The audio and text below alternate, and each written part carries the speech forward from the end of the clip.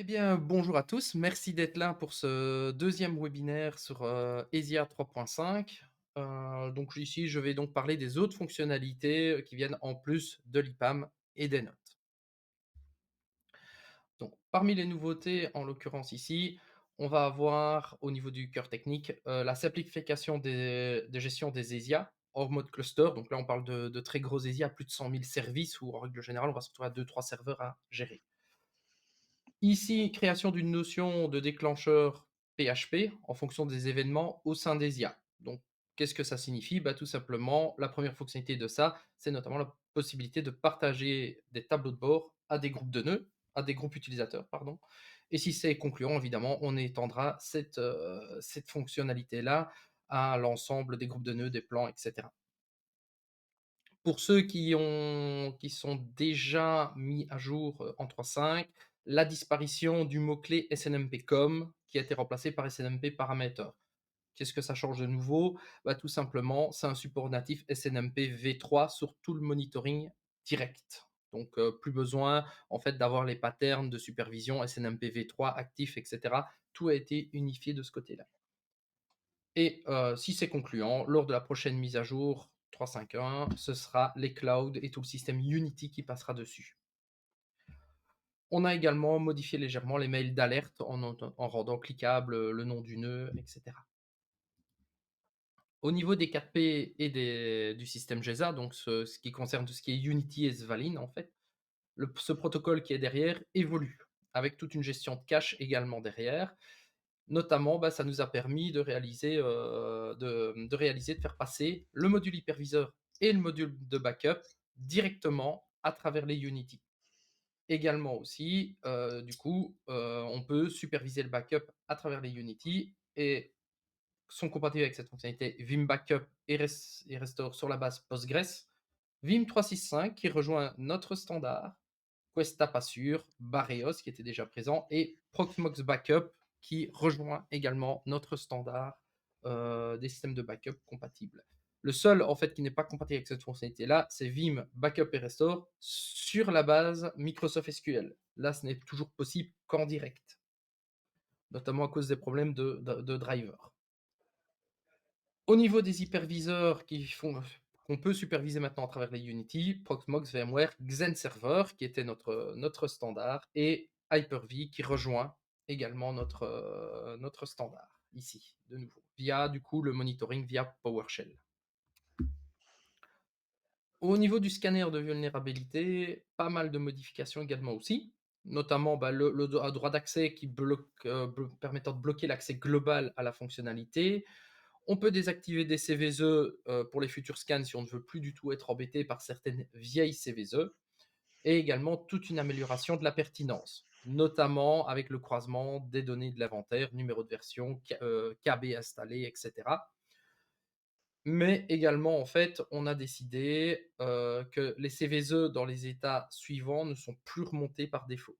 Donc, en fait, il y a tout un système de traitement des CVE qui est fait, notamment Receive It et Awaiting Analysis, qui sont les premières étapes avant l'acceptation ou le refus d'une CVE. Donc, ces deux états, en l'occurrence, ne sont plus remontés par défaut.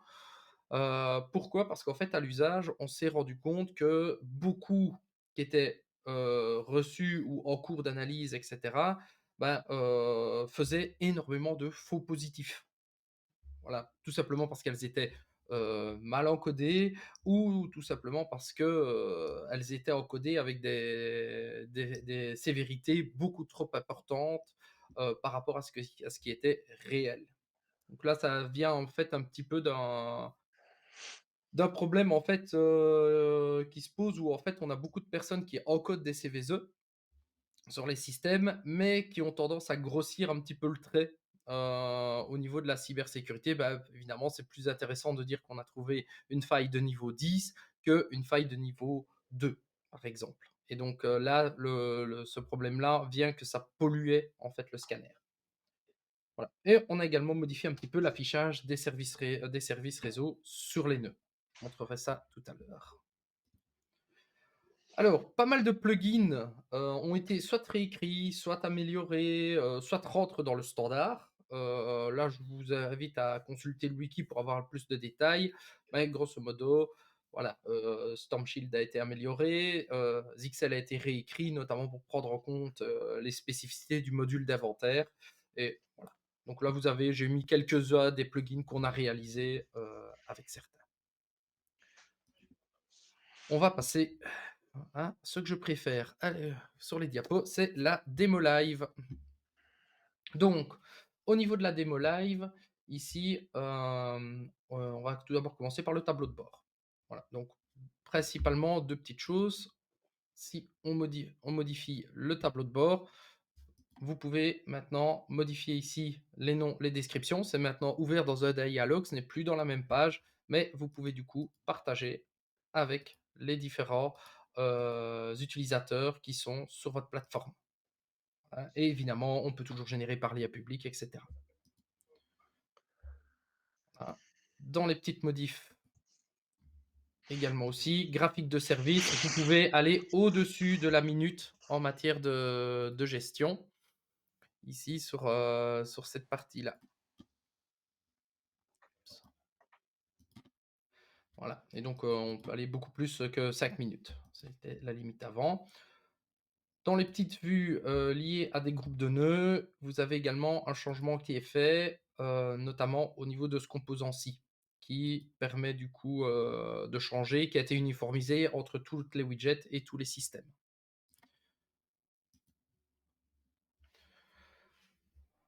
Voilà, un petit peu pour le tableau de bord. Dans l'administration, alors ici, quand maintenant vous arriverez en fin de licence, qui était là, ce sera donc non plus affiché ici en haut, hein, et au milieu de tout, mais juste à côté du logo de la solution qui vous préviendra. C'est identiquement pour ceux qui ont testé la Lite, le même emplacement, qui vous dit que vous n'avez pas accès au dépôt de mise à jour. Dans les modifs configuration, on peut choisir maintenant la langue par défaut de tous les utilisateurs, en sachant que chaque utilisateur peut changer individuellement, la configuration des fuseaux horaires, et vous pouvez réinitialiser le mail. Donc le template de mail que vous recevez. Très intéressant si il y a une modification ou si si vous n'avez pas le lien cliquable sur le nœud, vous pouvez réinitialiser, remettre le template par défaut, et comme ça vous aurez ce changement-là. Alors, dans les petites choses, hop, là, Node.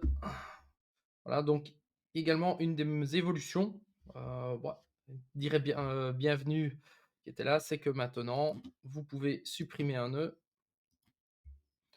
ah, et le recréer dans la foulée avec le même nom.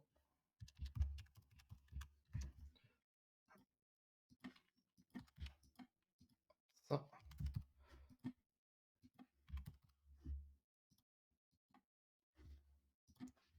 voilà, dans la foulée.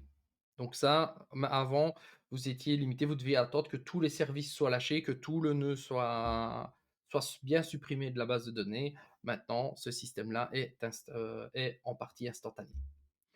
Également aussi, du coup, vous avez la possibilité, ceux qui ont l'habitude d'utiliser ESIA remarqueront que la page ne s'est plus rechargée. En effet, les mises à jour de librairie qui ont été faites dans cette version nous permettent de faire beaucoup plus de choses et notamment d'empêcher le rechargement complet des pages tout en permettant de prendre en compte toutes les modifications de manière instantanée. Donc l'avantage du coup sur la page des nœuds, on garde maintenant tous les filtres. Pareil sur les groupes de nœuds et également aussi sur l'aspect du coup pattern où je peux aller modifier mon serveur. Voilà, et je n'ai plus ce rechargement. Voilà un petit peu pour je vais dire, les aspects vraiment général du cœur des IA, mais vous allez disposer également aussi de petites nouveautés ici sur le mode maintenance. Donc, ceux qui utilisaient le mode maintenance connaissent les trois modes, No Execution, No Alert et First Error, voilà, qui vous permettent également de configurer les maintenances cycliques et autres.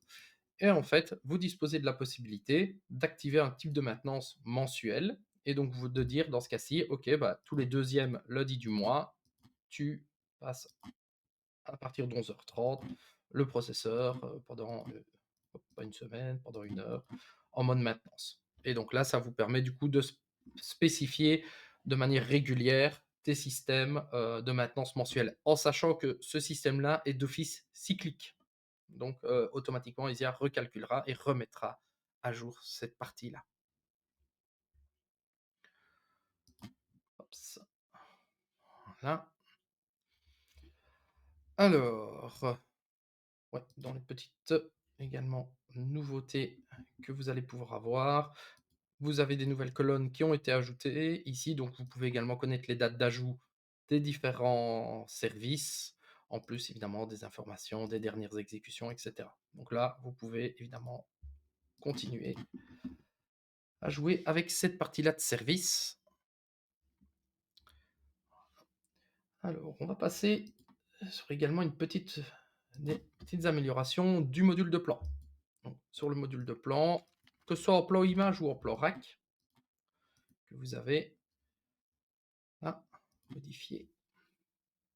Donc, vous avez toujours évidemment, ça n'a pas changé, possibilité de pouvoir mettre vos images et de faire les liaisons. Ça, c'est ce que vous connaissez. Et parmi les nouveautés, bah, vous pouvez maintenant afficher une grille, spécifier la taille de votre grille, et ça vous permet du coup d'aligner parfaitement vos éléments directement. Et vous pouvez au besoin la désactiver. Dans le cas de justement où on aimait bien mettre des zones de texte, hop, modifier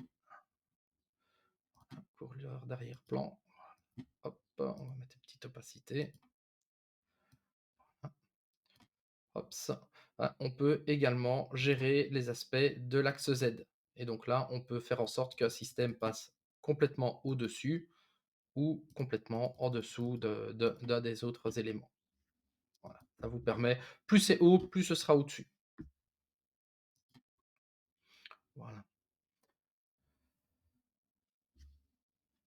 Concernant également les modes d'autres modifications, les rapports. Donc, le module de rapport a pas mal évolué au fur et à mesure de ses versions. On s'est pas mal concentré dessus, notamment dans les aspects standardisation, optimisation et autres. Et ça nous a permis d'ajouter, tout d'abord, d'ajouter ou de modifier 3 blocs. Donc, le premier bloc, c'est l'incident, notamment l'incident sur les groupes de nœuds. En fait, avant, c'était tous les incidents qui étaient reportés sur un groupe de nœuds. Maintenant, vous pouvez également spécifier uniquement, par exemple, prendre tous ou uniquement ici, les incidents de ping sur un groupe de nœuds, ce qui permet justement de limiter, la vue à certaines choses. Vous pouvez toujours évidemment sélectionner les colonnes et les mises en évidence de différents paramètres. Au niveau de également des modifications, l'espace de stockage. Alors là, je vais vous montrer un petit peu. Au niveau du bloc d'espace de stockage, si vous le mettez en mode tableau, voilà, vous allez pouvoir, Ubuntu, Enterprise, voilà, j'ai indiqué les serveurs qui m'intéressaient, et vous allez avoir cette petite case, évolution par rapport à la période et estimation du remplissage. Ce qui va vous permettre, dans la visualisation, voilà. Ici, en fait, il va vous donner l'espace utilisé actuellement. Voilà, donc là, on peut voir sur mon serveur Enterprise, j'étais à 71%, je suis à 71% actuellement. J'ai eu une évolution par rapport à mon précédent rapport, donc ici c'est un mensuel de 5%, et le système estime que du coup que je serai à 87% dans 3 mois. Ce qui vous permet du coup de faire un petit peu de prévisionnel sur l'utilisation de vos espaces. Voilà. Évidemment, si c'est négatif, ça peut être suite à un nettoyage ou à autre chose. On diminue rarement l'espace de stockage. Donc ici, il n'est pas pris en compte et il reste à la même valeur. Voilà. Donc là, le bloc de ping sur le groupe serveur, bah, vous pouvez, voilà, il m'a limité et enlever toutes mes erreurs. Également, petite modification qui nous a été reportée par des utilisateurs, qui c'est vrai qui n'était pas très logique. En fait, c'est que les graphiques de service utilisaient le bloc de graphiques de service utilisait ses propres couleurs. Ici, maintenant, c'est complètement les couleurs renseignées dans, les plugins que vous avez configurés. Voilà. Et évidemment, il y a le bloc, j'ai pas présenté la dernière fois que je gardais ici pour cette partie, le bloc des notes sur les nœuds. Donc qui vous permet justement, bah, par exemple, dans vos rapports, d'indiquer un état de prestation et cetera, sur un groupe de nœuds précis ou sur certains équipements.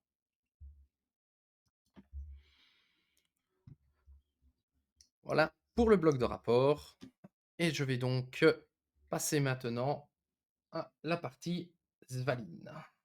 Donc les modifications au niveau du système, hop, voilà, sont principalement sur la base de vulnérabilité, où vous pouvez voir ici toute la base de données disponible, ça c'est ce qui est détecté, et l'existant. Et vous pouvez du coup, ici, dire, bah, cette CVSE qui date de 99, tous mes équipements sont d'office au-dessus de 99, c'est bon, j'enlève. Et c'est également ici où vous pouvez activer ou désactiver certaines CVSE que vous ne voulez pas avoir parce qu'elles ne sont pas pertinentes. Voilà. Ça vous permet du coup, si vous avez une faille, qui est sur un système que vous ne possédez pas, nous par exemple, on a eu le cas, sur une faille SSH qui a été qui matchait et qui, zut, concernait tout ce qui était macOS. Bah, ici on est allé, du coup sur la CVSE, on peut maintenant la désactiver et empêcher cette CVSE là, de nous impacter. Voilà. Alors, également aussi, si on va sur les nœuds, que ce soit sur ces nœuds-ci ou sur les nœuds dans la partie monitoring, je vais dire, sur l'onglet, vous pouvez voir toutes les CVSE qui sont remontées, mais vous pouvez également voir, interface par interface. Et donc du coup, voir sur la par exemple l'interface de management ou l'interface de dev, les services qui sont réellement accessibles. Et on a également ajouté la colonne service afin de pouvoir tout de suite voir, OK, quels sont les CVSE et les choses qu'ils concernent.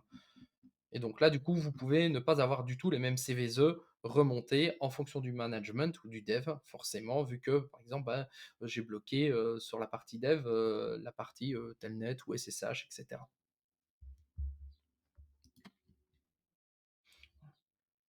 Et rejoignant également notre standard et la licence du coup Svalin, vous avez la possibilité d'intégrer votre plateforme Bitdefender Gravity Zone.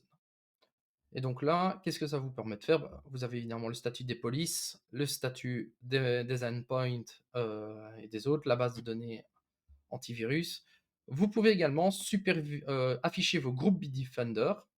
Voilà, donc là ici on voit que j'ai des groupes serveurs, PC portable, PC fixe et donc je vais pouvoir, superviser, bah, voilà, par exemple la partie affectée ou obsolète de mes serveurs.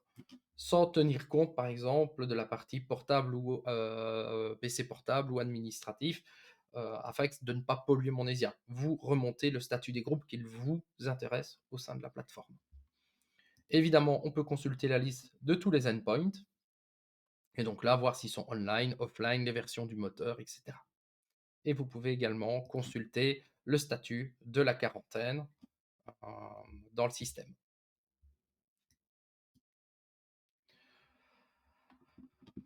Voilà un petit peu, je pense que je n'ai rien oublié sur l'ensemble.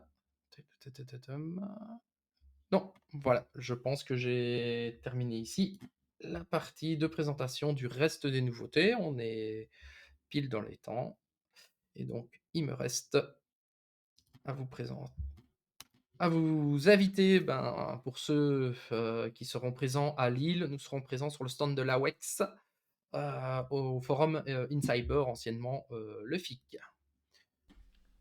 Merci d'avoir regardé cette vidéo, j'espère que les évolutions vous plaisent. Bonne journée.